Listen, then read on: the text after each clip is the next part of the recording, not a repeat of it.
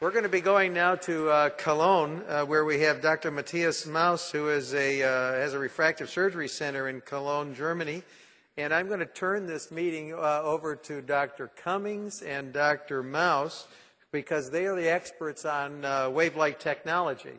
So we're going to give you your live microphone. Dr. Cummings, why don't you talk about the case? Go right ahead. Is your button red?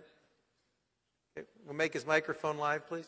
This patient is a 34-year-old female, initials DB. She's been wearing spectacles since the age of 9 and soft contact lenses since 18. And she's simply just become frustrated with glasses and lenses, but still sees well with glasses and lenses. Her wavefront measurements were done, and they measured very low. She doesn't have higher order aberrations of note. Her refraction on the left eye is -6, minus a quarter at 14. Her best corrected acuity is 6.5 or 1.2 or 2016. Her Ks are 43.1 and 43.6. Matthias is aiming to correct her to plano. Her pachymetry is 529 microns, and the optical zone is 6.5 for the sphere and up to 8.9 for the cylinder. There's an overview of the pentacam showing that it's a perfectly normal eye. And if you just please show the topography, you will see the same thing. It's a very regular case. We'll just wait until we see Matthias. There's a case with no angled kappa with regular astigmatism. If you look at the profile on the corneal profile, nothing of note. Cornea 43 diopters. And she should do very well with refractive surgery. Hello, Matthias. Can you hear me? Welcome, Matthias. You're on our screen. Well. Welcome, Arthur. Good. Okay, see if you can hear Dr. Cummings. Welcome, Arthur. Welcome, Matthias, can you hear me? Matthias, do you hear me? All right. As far as we know, you've done the first eye already. Is that correct? That's correct. All right. We only have 7 minutes, so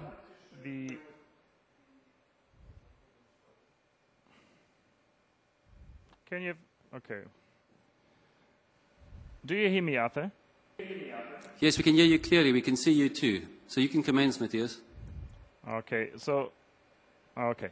We'll show you the wavefront measurement. The wavefront measurement has only 0.15 on one eye and 0.09 RMSH on the other eye. So in this case, with the patient having no complaints at all during night vision and during the day wearing her glasses, we decided to do the wavefront optimized treatment on this case. And this here, on the next screen, you'll see the ablation profile. And we're going to start the surgery now.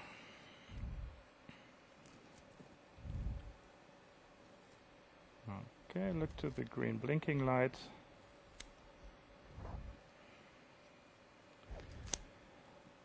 Do you have the microscope picture now on your screen, Arthur? No, we have the overview, Matthias, not the microscope yet. Now we do. Okay, maybe we can switch to the microscope. Okay. So you see the green blinking light, pachymetry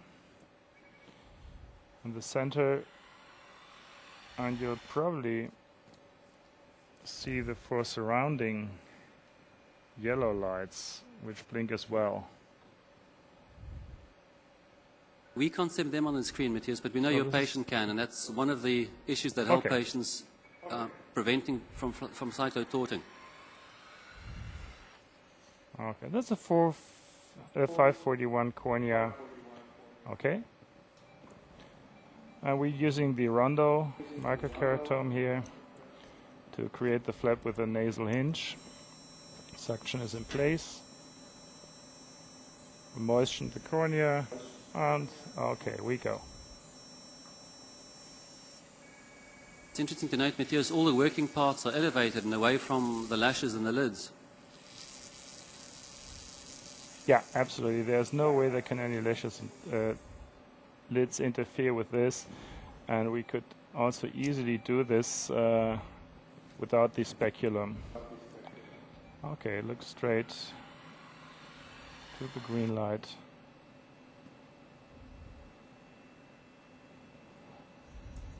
What flap thickness did you intend to make?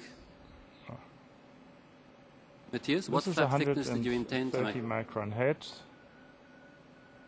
So it's a 130 head. It should give us a flap thickness around 110 here in this case. And so it's a 135 here. A little bit thicker than we intended, still space enough. So 416 is stromal thickness before the treatment. Just look to the green blinking light, nowhere else. And now we start the treatment. And you can count the seconds how fast this laser runs.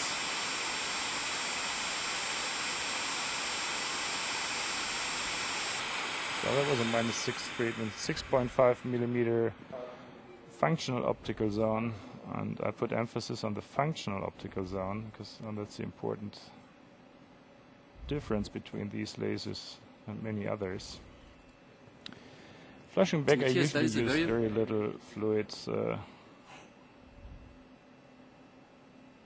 Matthias, that is a very fast laser, but how does it compare to the 400 IQ?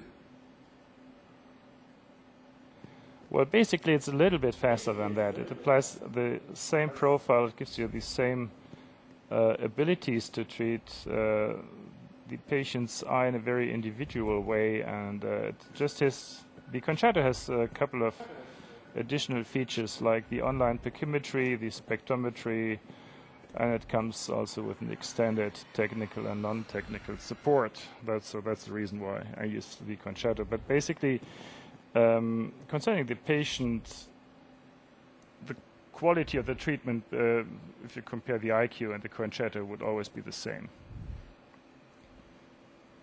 And what percentage of your cases do you do wavefront optimized, and how many do you do customized? Well, we have the decision tree. So we first question the patient whether or not he has any problems, and we do wavefront measurement.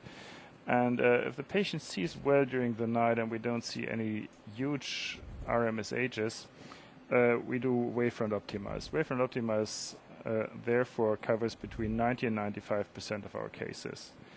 The remaining 5 to 10% are customized treatments either with the topolyzer, oculyzer, or analyzer. Right. Thank you for letting us into your laser center to demonstrate the wavelight technology.